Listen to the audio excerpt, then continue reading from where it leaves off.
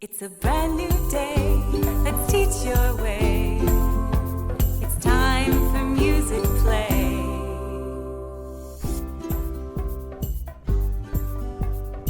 Welcome back to the Music Play Minutes podcast. Today we welcome Stacy Werner, who's been a part of Music Play since the very beginning, as we give a sneak peek to our upcoming summer symposium in St. Louis.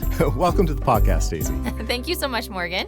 We have a couple questions today just to kind of get things started. I was wondering if you could tell us just a little bit about your background, your musical background, your musical training. How about your awesome little family?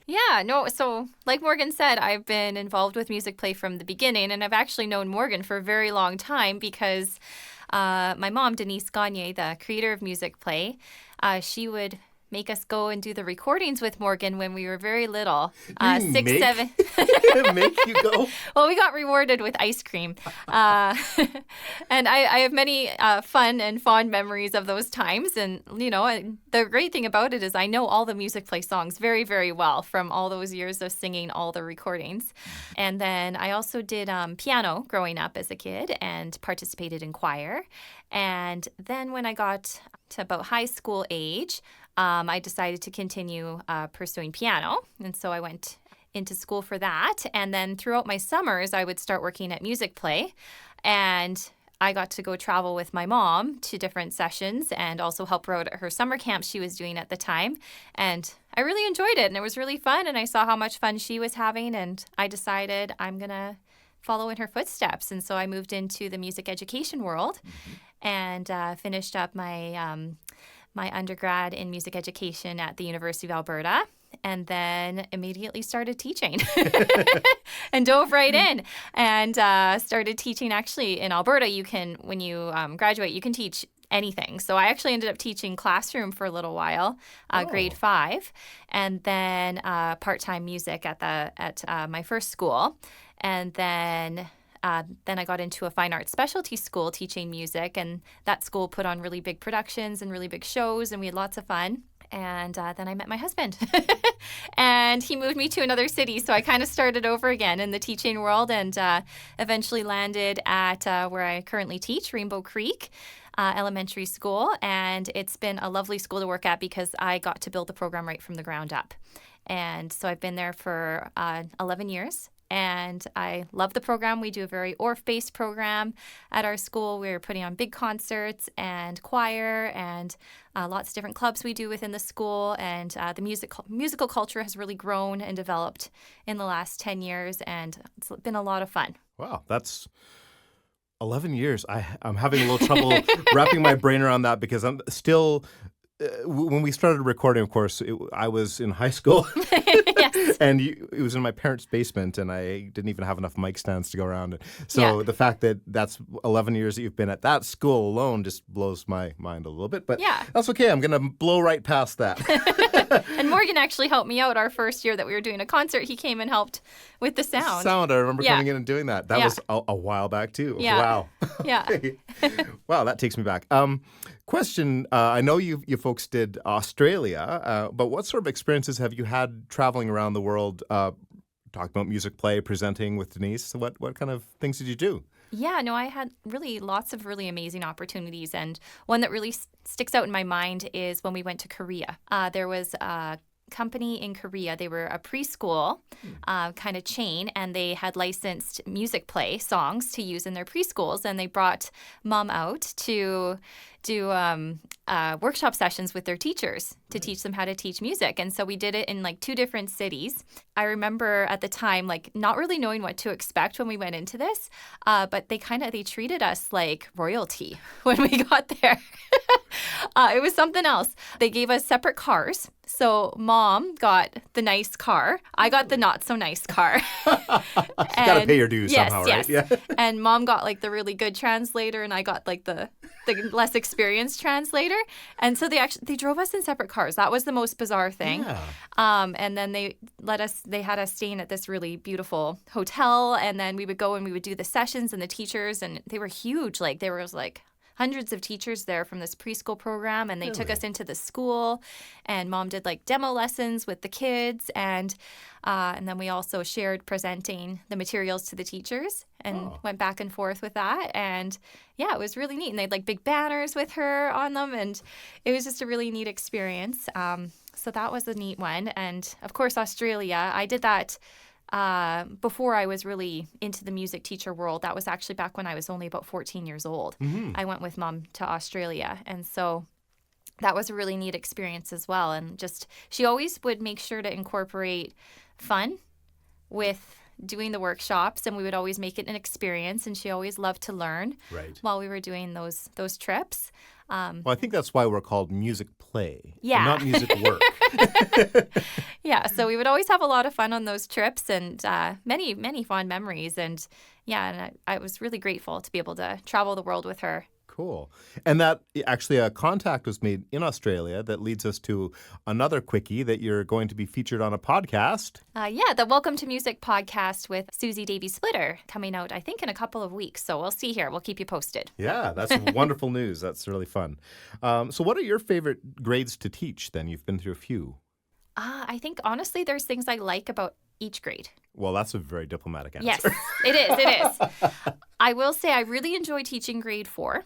Specifically because they're at the age where they really have that willingness to try anything, and they're really open to everything, but they also have that maturity level that you can try some more challenging things with them. So grade 4 is probably my favorite. And then grade 6, surprisingly, I've enjoyed. Really? That's been a new one for me the last couple of years.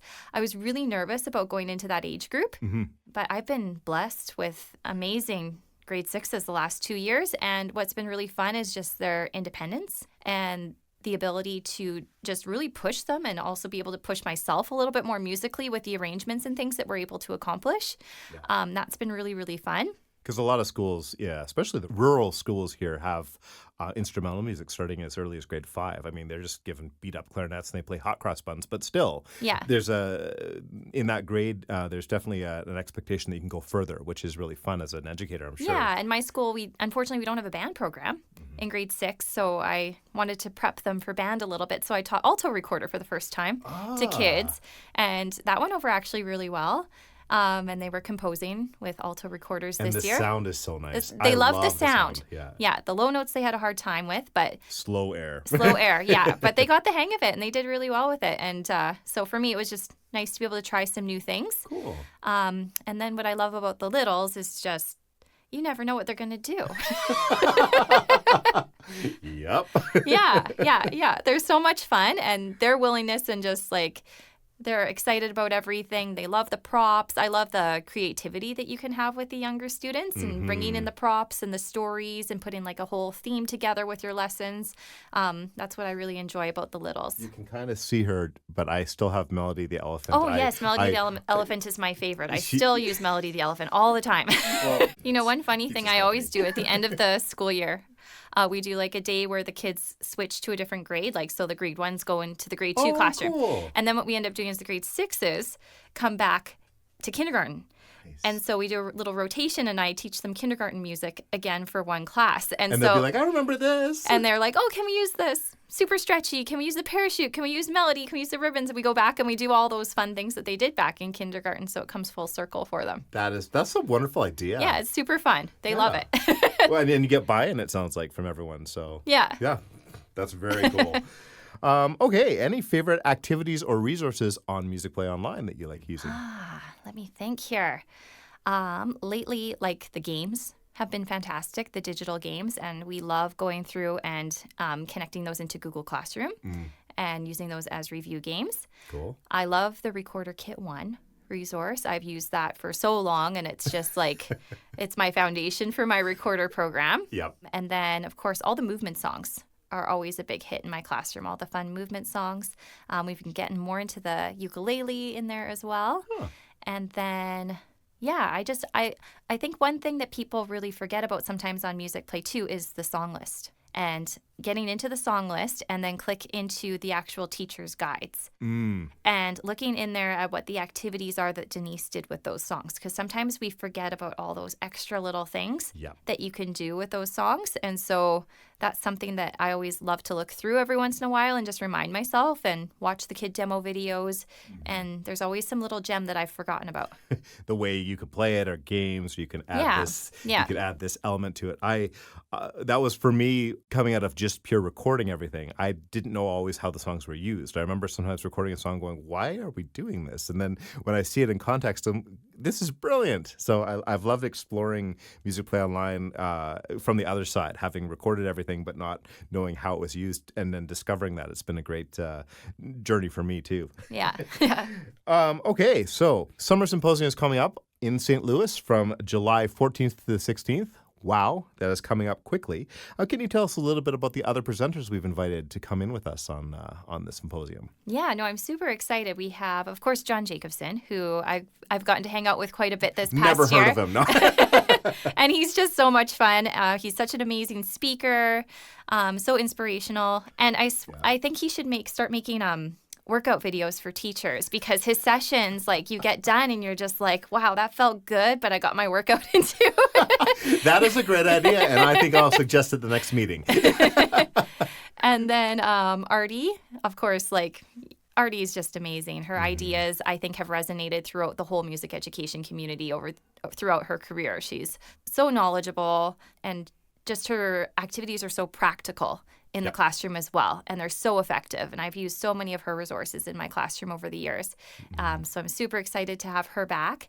And then, of course, her niece, Katie Grace, who I had an opportunity to watch her session in Florida. She's talented. She's extremely talented. She was the Music Educator of the Year for Florida this year. Oh, really? I didn't know that. That's awesome. Yeah, she's incredible. And I think she's written quite a few books as well, and just released out a new book. And she's really fantastic at taking poetry and bringing that into the classroom, and book resources. If you follow her on Instagram too, she's got really, really great ideas for substitute teachers.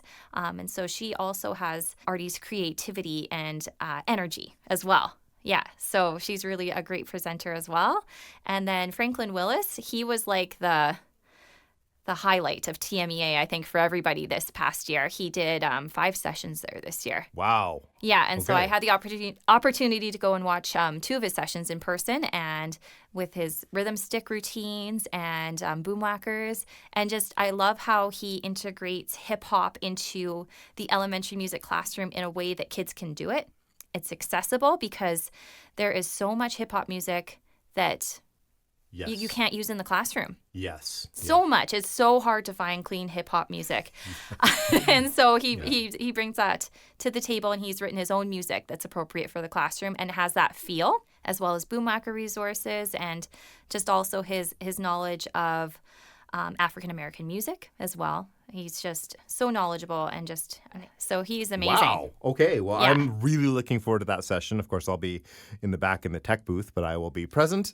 Yeah, because I think when I talked to him at TMEA, he was leaving that afternoon on a flight to go back to Nashville to accept an award. So do you have any sneak peeks as to what you're going to cover at Summer Symposium this year? Yeah, no, I'm really excited. We're bringing in a lot of my favorite things that my mom created, Denise Gagne, of course, into the sessions, bringing in a new twist to some of those ideas as well. Something I'm really excited about that I did with my grade 6s this past year is genres of music. So that's going to be something that's going to be new on Musicplay coming up. And then we created 3 different projects that kids can do using genres of music. So I did all the projects with my kids this past year, and a lot of them also connect with emotions and feelings and why they connect to the music. So just lots of kind of a different way of doing music class. Makes it more accessible in a way, because they think about, how does the music affect me? Yeah, and making those connections, and then also integrating technology into that, and how you can do that in your classrooms and in an effective way as a specialist teacher, because you only have 2 30-minute blocks a week sometimes to teach that. So I'm really excited about that. Also be sharing how to use some of those technology tools on Musicplay, like the custom word rhythm generator. Yes. And Those are fun. Yeah, so I have a bucket drumming activity that we'll be integrating that in with, Nice. as well as the melody composition tool and the rhythm composition tool. So we have one session that's just really based around projects and group work and how you can integrate all of those tools together. And then another session I'll be doing is on recorder and just going through some of the recorder methods on Musicplay Online, but also some of my personal recorder tips that we'll be mixing in, and practice ideas and repertoire for Musicplay Online. And then also maybe a few little pop song connections in there as well. Again, making it relevant. Yeah. Yeah. And then we're doing another pre-K session.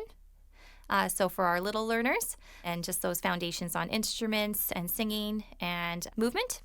And then our last session, I'm trying to remember. Oh, the last session. This one's a fun one. It's music theory playtime.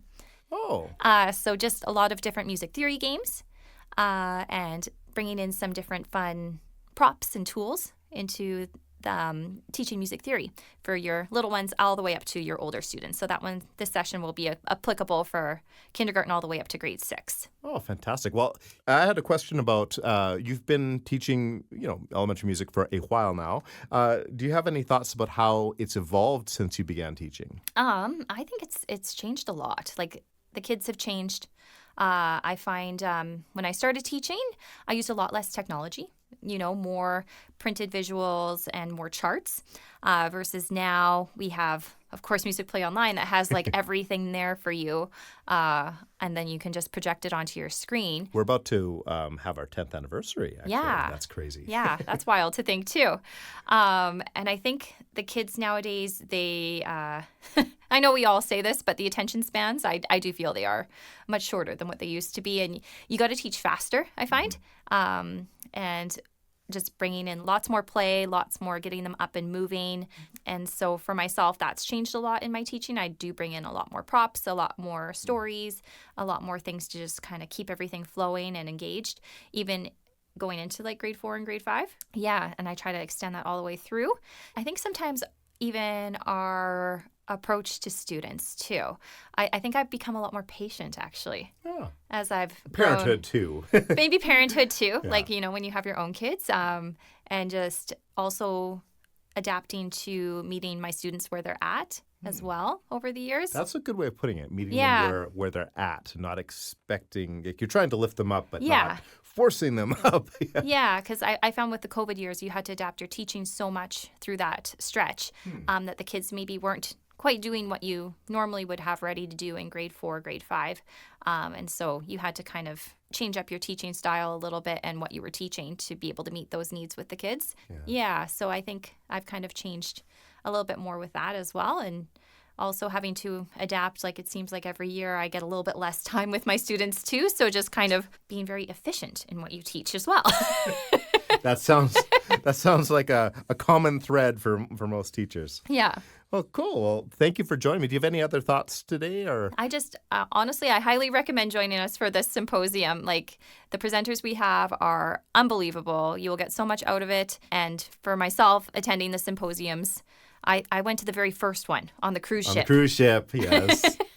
I don't even know how many years ago that was now. Oh, gosh, 2011 or something like that. It was a long time ago. Yeah, it was a long time ago. And I went to a few others since, and those were very, very essential and useful in my teaching over the years. I'm really looking forward to seeing what you bring to this year's summer symposium, and and the other folks. There's just going to be a lot of great sessions. So thank you so much. Well, thank you so much, Morgan. Thank you for sharing your time with us today. If you'd like to attend the Summer Symposium 2025 in St. Louis, we have in-person and virtual offerings. Please check out workshops.musicplay.ca for more information. It's time